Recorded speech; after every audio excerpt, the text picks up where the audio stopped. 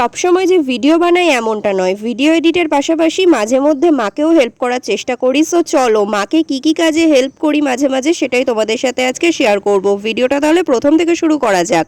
তো hello everyone, welcome back to my mini blog. সকলে কেমন আছো? আশা করি খুব ভালো আছো, আমিও ভালো আছি। এখন তো প্রায় প্রতিদিনই বৃষ্টি হচ্ছে, তবে কাল দুপুর থেকে সেই যে বৃষ্টি শুরু হয়েছে, বাপরে বাপ, থামার তো কোনো নামই নেই।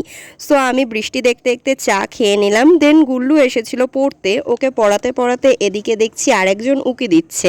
ওই যে হৃদয় ওদের বাড়ির থেকে উকি দিচ্ছে। সো তারপরে গুল্লুকে পড়ানো ছুটি দিয়ে আমি চলে আসলাম রান্নাঘরে একটু বেগুন ভাজতে, যেহেতু বাইরে হচ্ছে বৃষ্টি, আর বৃষ্টি মানেই তো খিচুড়ি, আর সেটা যদি হয় আমার মায়ের হাতে তবে তো পুরো সকালটাই জমে যাবে। আমিও এসে গেলাম তাই বেগুন আর পাঁপড়টাকে ভাজতে। তারপর তো সকালের খাবারটা সেরে নিলাম। আর আজকে সকালের মেনুতে ছিল গরম গরম খিচুড়ি, তার সাথে ঘি, বেগুন ভাজা আর পাঁপড় ভাজা।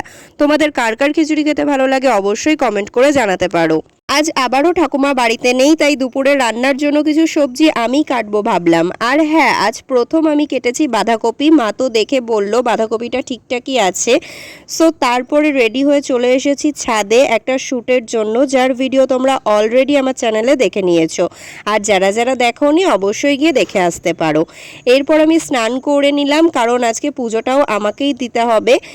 সো এটাই ছিল আমার একটা ছোট্ট দিনের ভিডিও। তোমাদের কেমন লাগলো জানিও, ভালো লাগলে ছোট্ট একটা লাইক কমেন্ট করে যেও। দেখা হবে নতুন এমনই একটা ভিডিওতে। আজ